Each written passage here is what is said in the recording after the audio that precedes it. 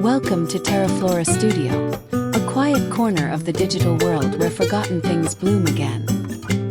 Here, in the stillness between seasons, we gather not with grand plans, but with gentle hands and quiet wonder.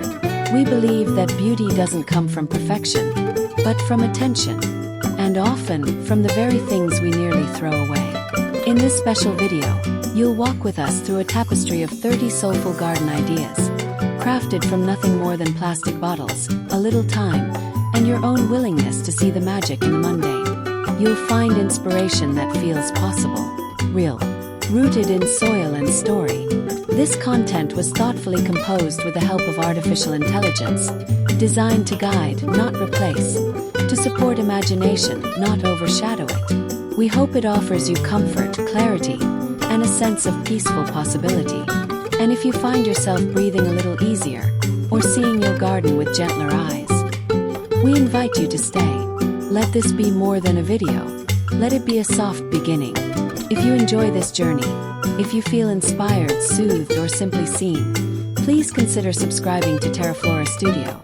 Each subscription helps us plant new ideas, grow better stories, and keep nurturing this quiet space for you and others who seek it. So, take a breath, step softly, and let's begin this gentle path together, where trash turns into treasure, and every bloom begins with attention.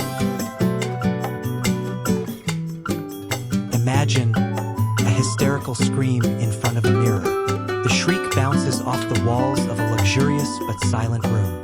The mirror no longer reflects elegance. It reflects ruin. The face that was once hailed as the village's beauty icon is now damaged beyond repair. And outside that magnificent house, a poor husband and wife stand dejectedly. Their cheeks still sting, not from a slap, but from the banknotes thrown at their faces, along with curses and insults. They only wanted to save their dying child, but the response they received was more painful than death itself. What really happened? Who was the woman who dared to insult the poor just because they came in shabby clothes? And why was her face now so severely damaged, unable to return to its former state? In a small, rapidly developing town, stood a conspicuously luxurious house. Its walls were ivory white, the fence a gleaming black, and its front garden was adorned with a marble swan-shaped fountain. The common villagers could only gaze at it from a distance, never daring to approach. The house belonged to Rosa, a woman once known for her simplicity, now transformed. She was the living embodiment of the newly rich. Just a few years ago, she was still cooking rice in a cramped kitchen, sweeping the yard with a simple broom, and shopping for vegetables at the morning market. But since her husband's business became a massive success, Rosa underwent a total metamorphosis. She wore expensive dresses every day, even just to sit on the terrace. Her nails were always painted, her face never without makeup, and her handbags, of indeterminable price, were changed every week. But the more luxurious Rosa's appearance became, the narrower her heart grew. She no longer greeted her neighbors. Even her maid had to address her as Madam. One morning, as Rosa sat on a plush sofa sipping a latte from an imported porcelain cup, a knock was heard from her gate. Faint, unusual tapping. She peeked through the window curtains. Outside stood a husband and wife in worn-out clothes and shabby sandals. "Who is it, bothering me so early in the morning?" Rosa grumbled, ordering her maid to open the gate. But out of curiosity, she followed, standing with her arms crossed, a cynical expression on her face as she faced the two uninvited guests. "Excuse me, ma'am, we're from the next village," the man said, his voice hoarse. "My wife and I, we need help. Our child is gravely ill. He's been unconscious all night. We need money for hospital treatment. We beg you." Rosa raised an eyebrow. Her eyes swept over them from head to toe. "Shabby, grimy, filthy. So you came to my house to ask for money?" she asked in a mocking tone. The man looked down. His wife wept softly. "Not asking, ma'am. We want to borrow. We will return it. God willing. We don't know where else to go."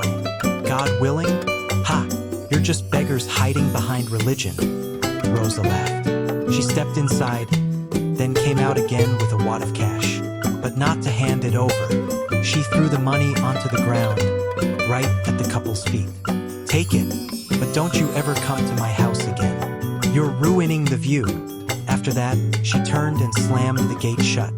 The husband and wife picked up the money with trembling hands, but not to take it home. They simply collected it and placed it back in front of the gate. "May God repay you," the wife said softly, her tears falling onto the same ground where the money had lain. Meanwhile, inside the house, Rosa sat down again. She turned on her phone and began uploading photos of her lavish breakfast, complete with a long caption about gratitude for God's blessings. But the heavens were not silent, and the prayers of the oppressed are never rejected. That morning, the sun was not yet high, but Rosa was already busy in front of her large vanity mirror. Her hands skillfully applied creams, drew her eyebrows, and lined her eyes with a thin stroke of eyeliner that she believed accentuated her elegance. Beside her vanity lay a brightly colored brochure, a massive discount at a new beauty clinic downtown. Korean facials, skin whitening injections, cheek fillers, all inclusive, at a promotional price. $1 million for 3 treatments, the flashy ad proclaimed. Rosa's eyes sparkled, not because she couldn't afford expensive clinics, but because she felt she had found a shortcut to look more beautiful than any woman she knew.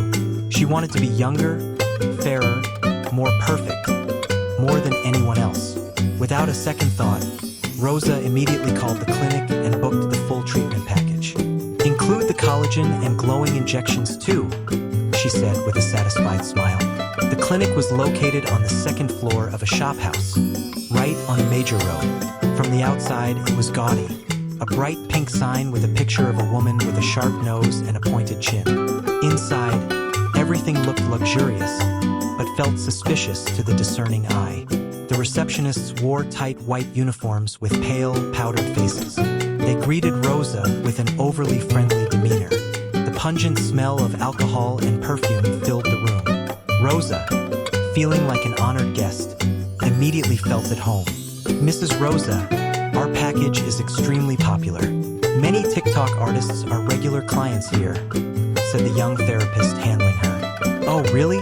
How fitting. I often go viral myself," Rosa replied proudly. She lay back on the long chair, closed her eyes, and allowed the small needles to pierce her skin.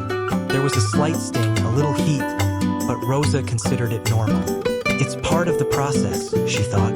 "Beauty is pain." That evening, Rosa stood before the mirror. She stared at her face, still red from the injections, but she smiled. "Just 3 more days, and I'll be glowing like crazy," she murmured. But 3 days passed, and the opposite happened. Rosa's face began to itch. Not an ordinary itch, but a stinging itch from within. She scratched gently at first, but the more she scratched, the hotter it became. Her skin began to swell. Her left cheek rose an inch, then the right cheek followed. Her eyes slowly narrowed due to the swelling. Her forehead and chin felt as hard as stone. She tried to remain calm, applied her night cream, and went to sleep. The next morning, Rosa woke up with a scream. "Aya, my God, what is this?" Her startled husband rushed into the room. When he saw Rosa's face, he froze. That face was no longer the face he knew. Her skin was peeling like burnt plastic. A dark red color spread unevenly. The injection marks looked like pus-filled wounds. Her eyes were swollen, her lips were cracked, and her nose, for some reason, was slanted to the left. Rosa ran to the mirror, and her world collapsed. She screamed. She cried. She clawed at her own face. Her husband tried to calm her, but Rosa refused to be touched. "I'm ugly. I'm ruined. I can't leave the house anymore." "Calm down, we'll take you to a doctor," her husband said, panicking. A few days later, Rosa was examined by a dermatologist at a reputable hospital. The result was devastating. "Mrs. Rosa, we are very sorry. but the tissue of your facial skin has suffered severe damage. This is the effect of harsh chemicals that were likely injected into the deeper layers of your skin. It may not be possible for it to recover to its original state. Those words shattered Rosa's world. She sat in silence, unable to speak. Her tears wouldn't fall, but her eyes were empty. Back home, Rosa stared at the large room that was once full of mirrors. She shattered them one by one. She tore up all her photos. She threw all her cosmetics and expensive bags under the bed. She didn't want to see them anymore. In front of the last intact mirror, Rosa stood. Her face was now covered in swelling, wounds, and injection marks. But the deepest wound was not on her face. It was in her heart, and the heavens began to show their true retribution. Of the many faces Rosa had once scorned, hers was now the most difficult to look at.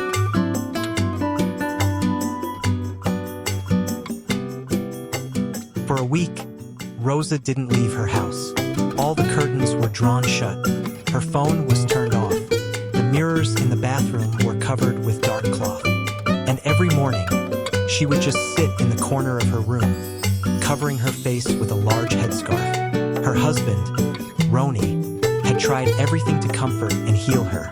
But every time he opened the bedroom door, Rosa would say the same sentence: "Turn off the light. I don't want anyone to see me." Yet, in the past, Rosa was the woman who loved the spotlight the most. Her photos were scattered all over social media. At every neighborhood gathering, she always sat in the front row. She was known for her appearance, her wide smile, and her arrogance. Now all of that was gone. Rosa's phone vibrated. Hesitantly, she picked it up. The name of her favorite WhatsApp group was displayed: Queen's Circle, the elite village socialite group that once made her feel on top of the world. With trembling hands, Rosa opened it. "Linda, guys, I heard Rosa's face is ruined. Is it true?" "Nina, yeah, they say it was a botched injection at a shady clinic." "Oh my, how could that happen?" "Tari, just the other day she was showing off a new bag. Now she's disappeared." And then the laughing emojis followed. Face with tears of joy, face with tears of joy, face with tears of joy. Rosa slowly put down her phone. Her chest tightened. Tears streamed down her face, but no one knew. She, who had always looked down on others, was now the one being laughed at. Not a single one of her friends came to visit. No flowers, no messages of encouragement. Only bad news spreading everywhere. That afternoon, the maid, Ririn, entered the room quietly, carrying food.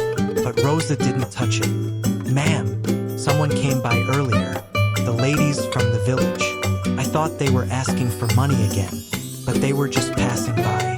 The ones from before, the couple you insulted." Thump. Rosa's heart pounded. She stood up and peeked from behind the curtain. It was true. It was them. The thin man and his wife in the worn hijab. They were walking past Rosa's house carrying a cloth bundle. Perhaps they were returning from the hospital. Rosa didn't know what to feel. Shame? Fear? Regret? It was all a chaotic mix. That night, Rosa couldn't sleep. She sat pensively by the window, her face covered in ointment and bandages. The night wind blew softly, as if whispering, "You who once threw money with arrogance, now you don't even dare to face the world." A few days later, Rosa dared to leave the house.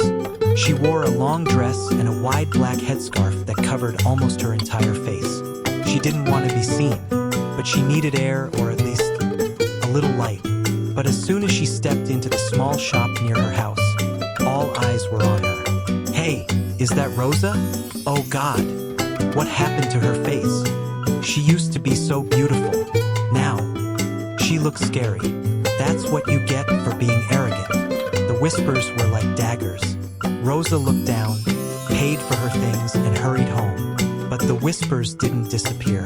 She carried all those words home with her, and the wound in her heart gaped open again. Time went on, but Rosa didn't heal. Not just her face, but her increasingly fragile soul. She felt the world was shunning her. Everyone who had once flocked to her when she was successful now abandoned her in her downfall.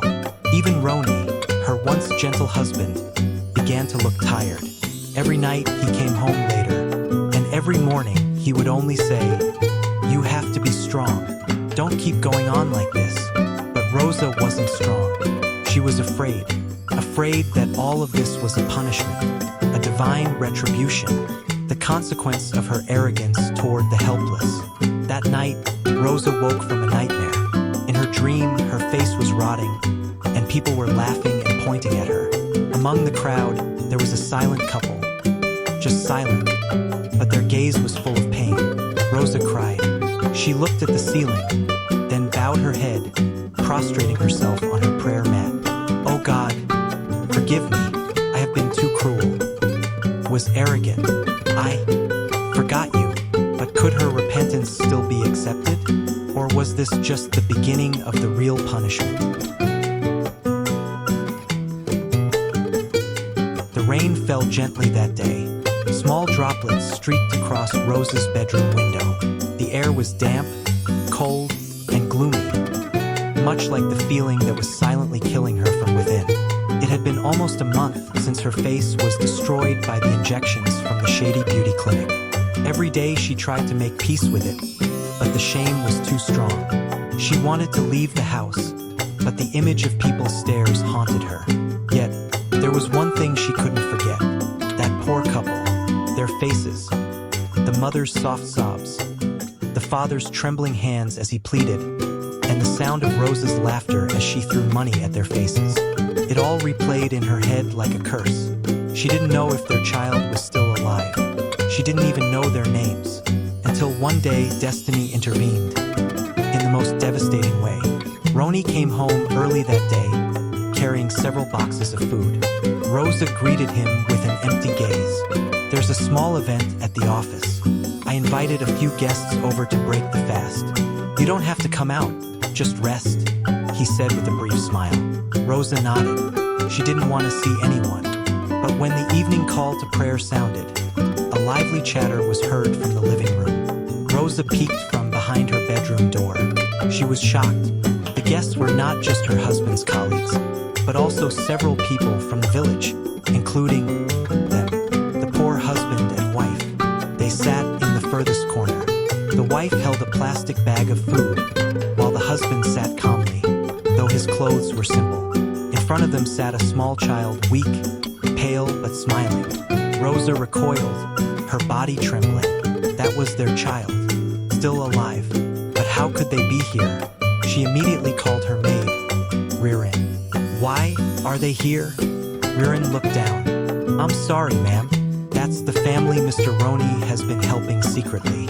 When he found out their child was seriously ill and needed surgery, he used your savings to help them." Thump. It felt as if Rosa's heart had dropped to the floor. She was speechless. All this time, she thought her husband was busy with work. It turned out he was secretly mending the wound she had created. What hurt more? The family had never exposed Rosa's shame. They were silent. They didn't complain. They didn't retaliate. They didn't mock. Rosa peeked again, this time from behind the dining room curtain. The little boy laughed softly as Roni fed him. His mother cried tears of joy. His father offered thanks. "May God repay your family's kindness. We don't know what else to say." Rosa wanted to scream, to go out and apologize, but she was paralyzed by shame. All her sins felt like they were clinging to her skin. She felt filthy, dirty, lower than anyone she had ever scorned. That night, after all the guests had left, Rosa called her husband. "Roni, I ask for one thing. Please meet them. Ask them to come again. But this time, let me be the one to speak." Roni looked at his wife in silence. Then he nodded.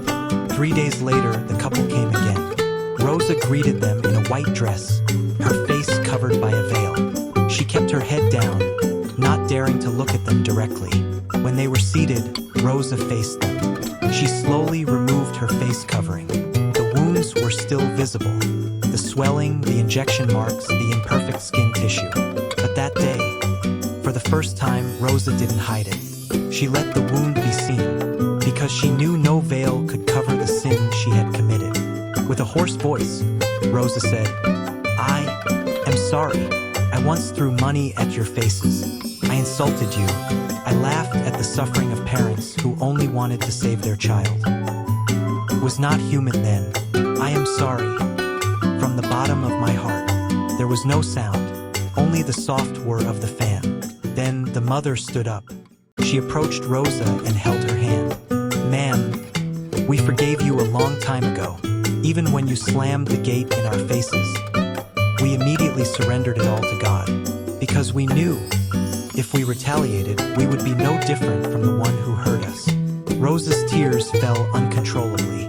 That night, she prostrated herself in prayer longer than usual, not because she wanted to be healed, but because she wanted to be forgiven by God. But was this the end of it all, or were there other wounds yet to heal?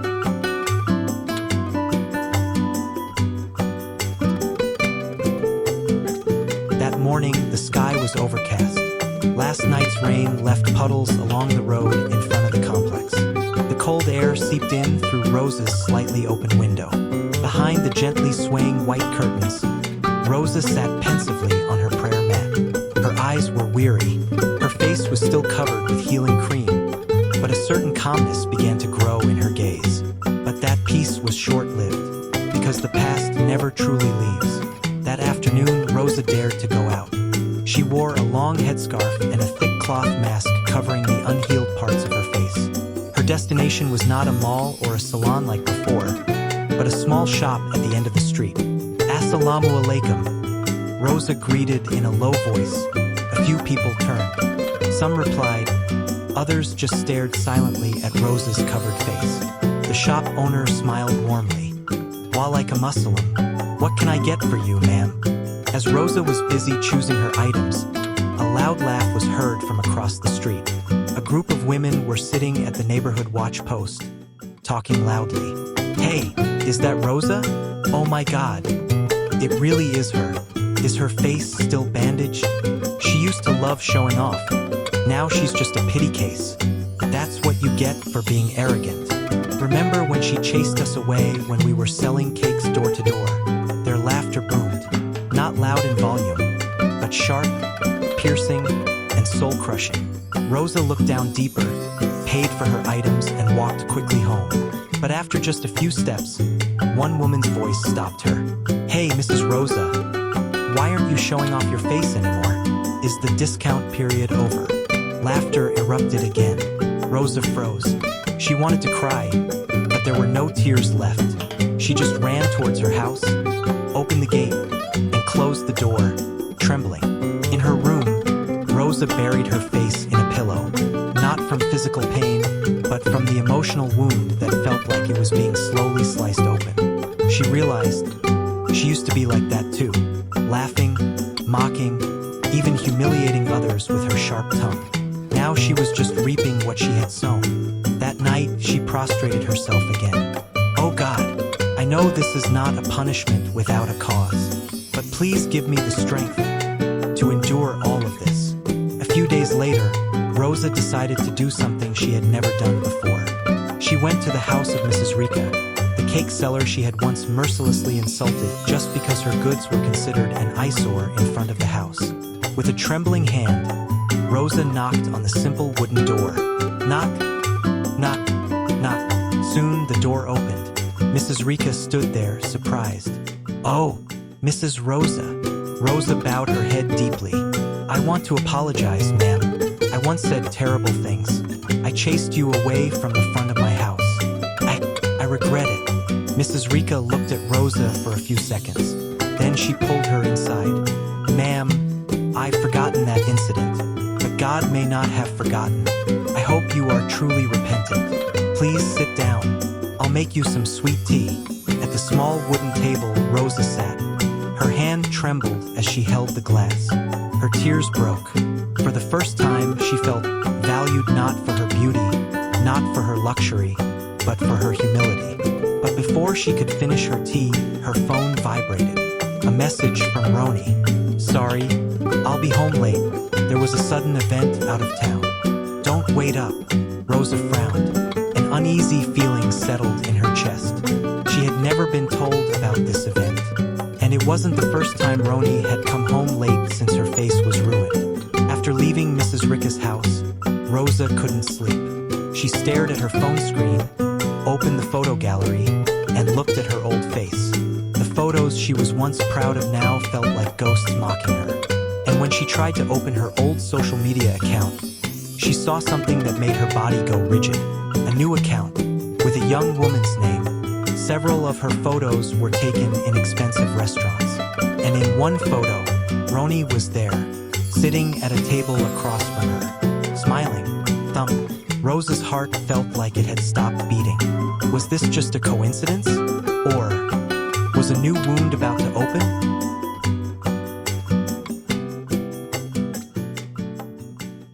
The night grew late. Only one dim lamp was on in the room, illuminating Rosa's pale and dazed face. Her eyes were fixed on the phone screen, enlarging photo after photo of the young woman. Each image felt like a dagger piercing deeper into her chest. The woman wasn't a stranger. Her name was Putri, a former intern at her husband's office from a few years ago. Rosa had once dismissed her as a naive child, but now the woman looked different. Her face was beautiful, her fashion sense was stylish, and in some photos, she looked far too familiar with Roni. Rosa tried to think clearly. Maybe it was just a coincidence. Maybe it was just business. But her heart, already filled with wounds and trauma, couldn't just accept it. She didn't sleep that night. She sat in silence, staring at the bedroom door, waiting for her husband to come home. The ticking of the clock sounded like a hammer in her head. 11 o'clock, 12, almost 1, just past 1 in the morning. The sound of a car stopping outside was heard. The engine was cut. Footsteps. The front door opened quietly. Rosa opened the bedroom door first. Just getting home? Rosa's voice was soft, but sharp. Roni was silent for a few seconds. Then he nodded as he took off his jacket. Yes, a sudden meeting out of town. A meeting? With whom? It's not important. Just office stuff. Putri. Instantly, Roni's steps halted. He turned slowly. His eyes changed. No longer gentle like before, but not angry either. Instead, they were cold. Why are you bringing that up? I saw the photos. At the restaurant. You were in the background. Roni sighed and sat down on a chair near the wall. Rosa, I'm tired. Don't start again. Start? I haven't even asked anything. I've been silent all this time, Roni. I never interfered with your business. But now I'm asking you to be honest. Are you close to her? Rosa's voice trembled. Her eyes were wet, but her voice remained firm. Roni stood up again, looking at his wife for a long time. I just needed someone to talk to. At the office, outside the house. You know yourself, since that incident, you've changed. We never talk. This house has become silent. I can't talk to you. Rosa smiled bitterly. So, you found a replacement? Because I can't be beautiful anymore? Because I can't laugh in front of people like I used to? It's not like that. Then what is it? Answer me, Roni. Are you having an affair with her? Silence. Roni didn't answer immediately, but his gaze could no longer hide anything. I haven't slept with her, but yes, we're close. We meet often. She helps me forget the pressure of all this for a while. Enough. That sentence was enough to demolish the last fortress in Rosa's heart. She slumped to the floor. Her shoulders shook. Tears fell silently. Only a choked sob, as if holding back a scream that wanted to erupt. Roni tried to approach, but Rosa held up her hand. Enough. I just need to be alone. That night, Rosa prostrated herself again. But this time, her prayer was not just for forgiveness. She prayed for the strength to let go. Oh God, if I am being tested because of my sins, I accept it. But please, strengthen my heart. I am tired of being hated. I am tired of being left behind. I am tired of being a shadow of my own past. The next morning, Rosa wrote a letter. Not a divorce letter, but a letter filled with honesty. About what she felt, about the wounds she had harbored, and about the pain she could no longer bear. She left the letter on the dining table. Then, for the first time since her face was ruined, Rosa went out alone to the mosque. She sat in the very back row, looking at the empty pulpit in front of her. There was no sound, no whispers, just her and God. And there, she wept in silence, not because of her face, not because of her husband, but because finally she knew she was learning to be a true human being. But the question now was no longer about her old wounds. Rather, was she ready to live life without anyone by her side? In the following days, Rosa's large house felt quieter than ever. There was no sound from the TV, no dinner conversations, no more aroma of cooking from the kitchen, only the ticking of the wall clock, which slowly sounded like a heart learning to make peace with loneliness. Roni still lived in the house, but they barely spoke. Every morning he left for work without a word. Every night he returned with tired eyes and slept in the guest room without a single word. Rosa wasn't angry. She no longer even cried. There was only a feeling of emptiness. But behind that emptiness, something began to grow. Something that had never truly been present in her life. She started reading, not fashion magazines, not catalogs of bags and jewelry, but the small books that she once used only as decorations on the guest shelf. Books about patience, about repentance, about women beloved by God for the steadfastness of their hearts, not the luxury of their appearance. She read the story of Asiya, Pharaoh's wife who remained obedient to God despite living in a tyrant's palace. She read about Hajar, who was left in the desert but still believed that God would not abandon her. And her nights were now filled with prayers that were unheard, but felt. Oh God, if I must lose everything to return to you, then let all of this be my path home. One afternoon, Rosa walked to the traditional market. She wanted to buy vegetables herself, no longer ordering the maid, no longer feeling superior to anyone. She still covered her face, but her steps were light. She greeted the vendors one by one, and for the first time, she smiled not because she wanted praise, but because she wanted to show respect. Suddenly, at the end of the market, she saw something that made her stop. An old woman was lifting a heavy sack by herself. No one was helping. People were busy passing by. Rosa approached. "Ma'am, may I help you?" The woman turned with a surprised look. She didn't expect a neatly dressed woman, even with her face half hidden, to offer help.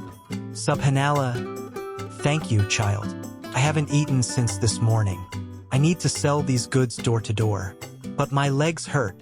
Rosa immediately called for a pedicab, helped lift the sack, and even took the woman home to her rented room on the outskirts of town. A house with only plywood walls and a leaky tin roof. But inside, there was a warm sincerity. After taking her home, Rosa slipped an envelope under the woman's pillow without a word. She just smiled and said goodbye. "May God repay you, child." The woman's voice trembled in Rosa's heart. That evening, Rosa sat on the terrace. She looked at the sky. There were no stars, but for the first time in a very long time, she felt calm. When she went into her room, she saw the dining table was neatly set. 2 plates, 2 glasses, and sitting in the opposite chair was Roni. "I read your letter," he said softly. Rosa stood stiffly, not knowing what to say. "I was wrong too. I wasn't a good husband after you fell. I left you alone when you needed a hug." He sighed. "Putri," I pushed her away. "It's over." Rosa looked at him, tears flowing slowly. "I'm not asking you to come back. I just want to be good, even if I'm alone." Roni stood up and approached her. "I want us to change together. If you're ready, I'm also ready to be a better husband." Rosa didn't answer, but she sat down and ate together in silence, but a warm silence. The next day, Rosa posted a new status on her social media, the first in a long time.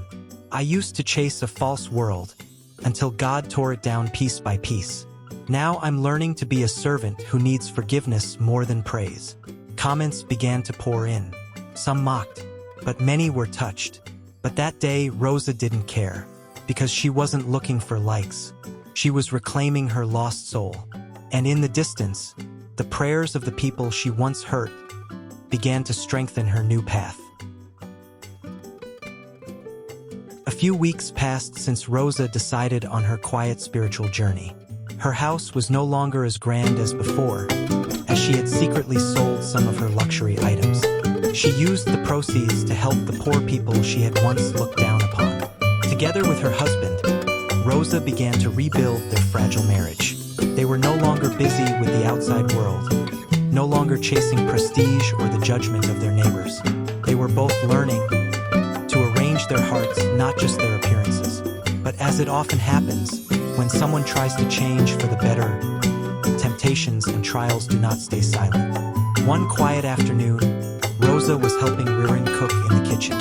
Her hands were busy washing rice, but her mind was full of gratitude. She felt much calmer than before, even though her face had not fully healed. Suddenly, there was a loud knock on the gate. Knock, knock, knock, knock. Ririn went to open it. From the window, Rosa peeked. Her face turned pale. In front of the house stood Mrs. Daya, one of the most gossipy women in the neighborhood, along with two others who were just as catty. Without waiting to be invited, they barged into the living room. "Sorry, ma'am, we're just stopping by. We heard you're a regular at the mosque now. Is that right?" Mrs. Daya's voice was half smiling, but clearly sarcastic. "Yes, it's amazing, especially after you used to insult poor people. Suddenly so charitable. Maybe you're trying to wash away your sins?" Another one chimed in. Rosa sat down slowly. Her heart pounded, but she remained calm. "I'm not washing away sins, ma'am. I just realized I once hurt innocent people." "Oh, so you admit it now. But it's a shame, isn't it, that your face can't go back to how it was? You used to be so beautiful. Now it's just pitiful." A small laugh escaped from one of them. Rosa smiled faintly. "If my face had to be ruined for me to realize my mistakes, I am sincere in my acceptance." The three of them fell silent, not expecting Rosa to remain composed. But before they left, one of them dropped a final bombshell. "By the way, they say your husband is getting close to putri again, right? That was the talk of the prayer group yesterday." Rosa's blood ran cold, not because of the gossip, but because an old wound had been touched again. She replied softly, "Please ask my husband directly. I don't want to assume the worst, let alone spread slander." The women finally left, but as they had intended, their words successfully tore open the wound that had just begun to heal. That night, Rosa sat quietly in the living room, waiting for her husband to come home, not with suspicion, but with tranquility. She knew her life was no longer about maintaining prestige, but about guarding her heart. When Roni came in, Rosa asked directly, without beating around the bush, "Mas, I just want to ask once, are you still in communication with Putri?" Roni looked surprised, but not angry. He sat down and took a deep breath. "She tried to contact me, but I didn't reply. I was afraid you would find out and misunderstand." Rosa looked down. "I'm not afraid you'll cheat again. I'm just afraid that our change isn't truly sincere." Roni nodded. "I won't repeat the same mistake. I'm also learning that love isn't about a face. It's about how much we are willing to fix each other." A few days after that incident, Rosa returned to the mosque. This time, not to sit in the back, but to participate in a study session. She shared her experience. She admitted her mistakes, and she concluded with a sentence that silenced the entire mosque. "I used to be proud of being the most beautiful woman in this village. Now, I'm learning to be content with just being a self-aware human being." After the session, many women approached her. They cried, hugged Rosa, and some even apologized for having been part of the group that hated her. Slander slowly turned into sympathy. Hatred turned into admiration. Rosa no longer held grudges. Even when, one by one, the people who used to mock her began to follow her path of change, she only smiled, because she knew changing is difficult. But it is even more difficult to persevere on the path of change when the world tests you in the most subtle ways, through the mouths of those around you. But now Rosa was no longer afraid, because she had chosen to be strong.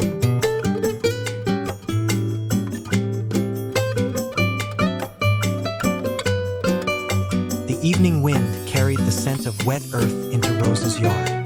The leaves of the mango tree swayed gently, as if joining in the prayers Rosa was chanting inside her home. Her face had not fully healed, but her smile was increasingly calm, no longer full of masks, no longer thirsty for recognition.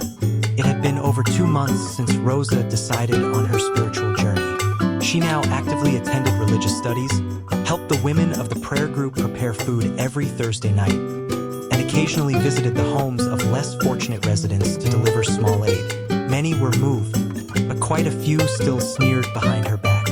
It's useless to attend prayer groups when the mark of your sin is still on your face. Her poor husband, stuck with a physically damaged wife. She's just pretending to repent, to get pity.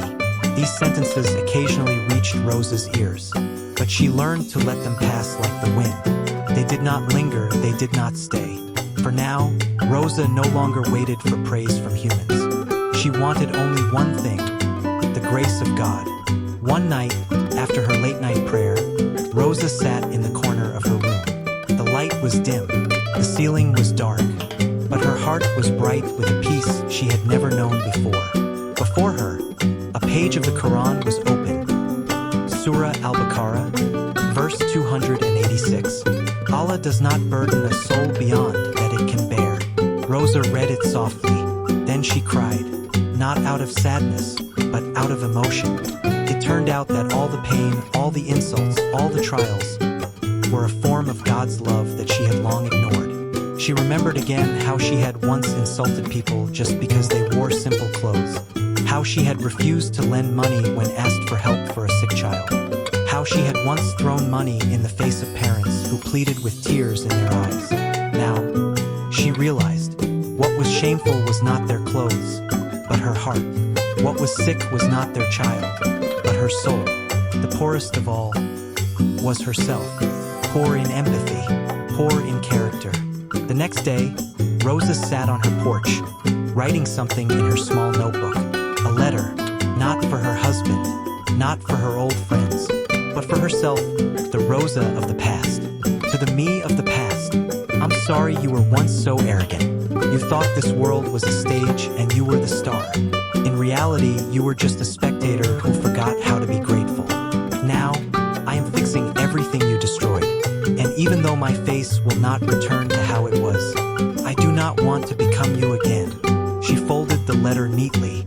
She kept it between the pages of the Quran she read every day, as a reminder that a wound can be a teacher if we are willing to learn. Sometime later, a small incident tested her resolve again. A young mother came to her house. Her face was panicked. Her toddler had a high fever and was shivering. She had no money to take him to the local clinic. Rosa didn't ask many questions. She immediately took some money, a jacket, and called her husband. Let's take them. The three of them left that night, braving a light drizzle to the nearest clinic. Rosa waited in the waiting room until the child received treatment. When the mother thanked her repeatedly, Rosa just smiled. I once refused to help someone's sick child. Now God has given me a chance to atone for it. And that night, Rosa slept peacefully, not because all her problems were solved, but because she knew she had started something right. The path to God's grace is indeed lonely, but there is no other path more calming than that.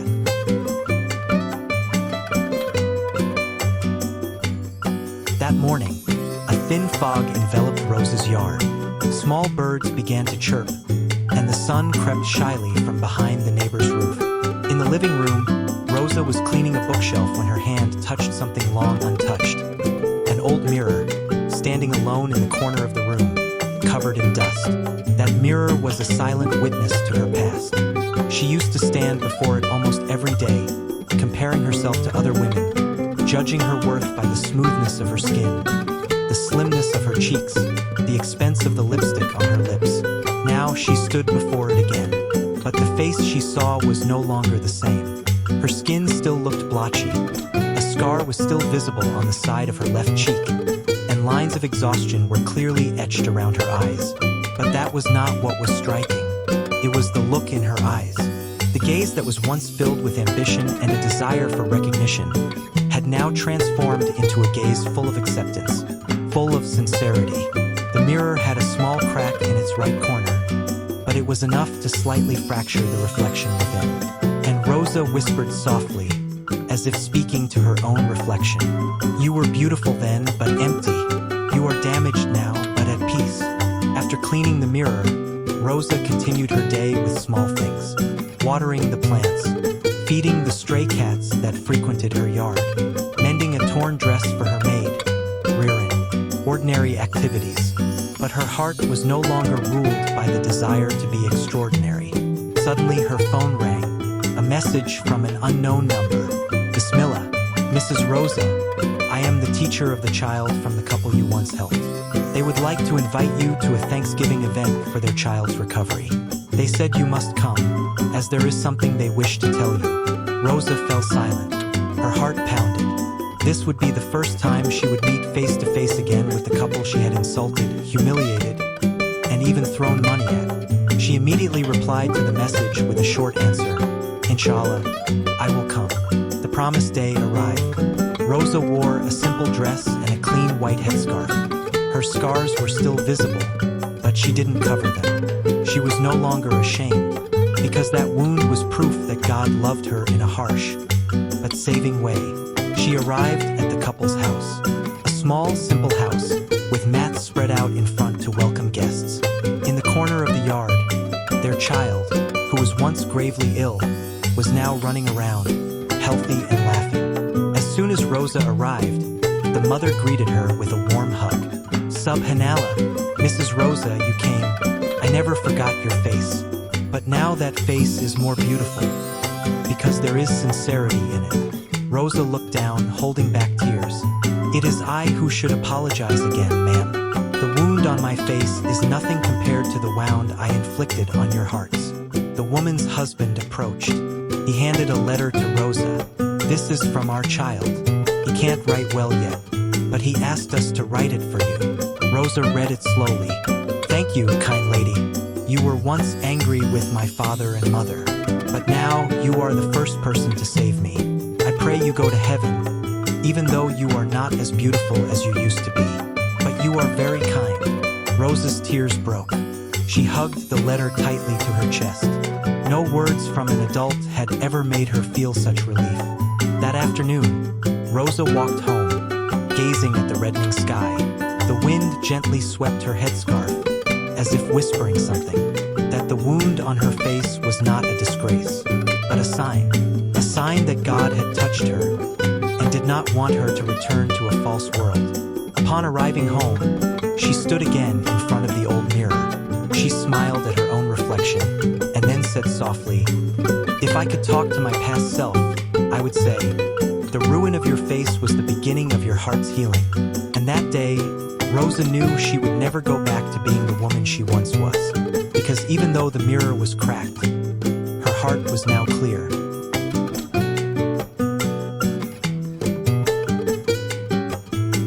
A few days after the Thanksgiving, Rosa's name was being talked about again. But this time, it wasn't because of her face, her wealth, or any scandal. It was because of her change in attitude that had touched the hearts of many. The Rosa who was once feared for her sharp tongue now became a confidant for the women in her neighborhood. The Rosa who once wouldn't be touched by the poor was now the first to respond if a neighbor was sick or in trouble. But behind all that, the world remained the world. And not everyone is happy to see someone change for the better. That morning, Rosa had just finished her duha prayer when Riran rushed in. "Ma'am, there are people from the village gathered at the watch post. They're talking about you." Rosa turned, calm. "Talking about what?"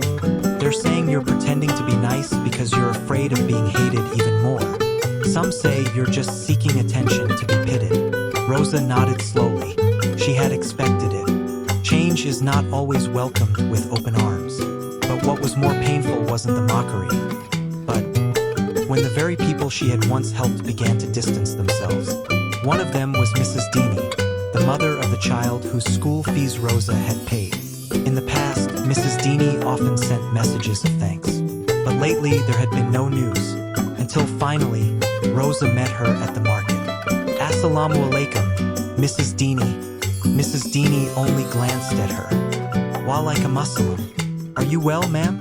How is your child?" "Alhamdulillah, he's fine," she answered curtly, and then walked away. Rosa stood frozen. She didn't know what she had done wrong, but that wasn't what shook her the most. That evening, Roni sat at the dining table, his face looking troubled. "I got news from a friend at the office. Apparently, people from the next village made a video about you. An old video, the one of you throwing money at the poor couple. I don't know who recorded it, but the video is being spread." Rosa looked at her husband in silence. Her breath felt heavy. "I don't care," she finally said. "Maybe that's my retribution from God, so that I never forget, so that I never become arrogant again." Roni held his wife's hand. "I'm also ashamed for having left you alone, but now I see for myself you haven't just changed. You've grown into a stronger woman than anyone I've ever known." A few days later, Rosa was invited to be a speaker at a small religious gathering, not because she was a cleric, but because her story had touched many hearts. She declined several times, but finally accepted. When the day came, Rosa stepped onto the small stage. Her face was not fully covered. The scars were still visible, but she stood with her head held high. "Assalamu alaikum warahmatullahi wabarakatuh. I used to love standing in front of many people to show off my bags, shoes, and jewelry. But today I stand here because I want to apologize to everyone I have ever looked down upon, whether through words or actions. I once insulted the poor, but now I know poverty is not a lack of wealth. It is an emptiness of the heart." All the attendees bowed their heads. Some cried, "I do not regret that my face is ruined, because from that, God opened my heart. And if I had to live this life over again, I would rather be insulted for my scars than be praised for my arrogance." After the event, Rosa walked home slowly. At the gate, she saw two small children sitting. They giggled and then ran towards her. "Mrs. Rosa, Mrs. Rosa, we saw you at the prayer meeting." One of them held Rosa's hand. "The Ustadza said your face is more radiant now, but not because of cream, but because of your heart." Rosa smiled. She couldn't hold back her tears. And that afternoon, she walked into her house, not with a beautiful body, not with human praise, but with a heart that was beginning to be cleansed by trials. But the trials were not over, because as one gets closer to the truth, the world will continue to try to shake them from every direction. And so, we come to the quiet end of our journey. Among flowered borders and bottle-born dreams, we've walked together, gently, patiently, through ideas that are humble in form, yet rich in feeling. From small spinners in the breeze to lanterns that breathe light into dusk, each creation reminds us of this simple truth, that beauty often hides where we least expect it, and that with care, even waste can bloom. Here at TERAFLORA Studio, we don't chase perfection. We celebrate process. We honor hands that try, eyes that notice, and hearts that take joy in slow, imperfect things. These ideas were never meant to sit on a screen. They were made to be lived, to be shaped in your own rhythm, in your own space, with your own two hands, perhaps beside a window, beneath a tree, or in the laughter of an afternoon shared. If something here has sparked a memory, or stilled your breath for just a moment, if it's made you feel peaceful, capable, or inspired to begin, we hope you'll stay with us. Please consider subscribing to TERAFLORA Studio. Your presence helps us grow a community rooted in calm, in kindness, and in creativity that feels real. Each click plants another seed. Each view waters another idea. So until next time, may your garden grow gently. May your hands be stained with soil and color. And may you always find beauty in the things the world nearly forgot. Thank you for being here. This was TERAFLORA Studio.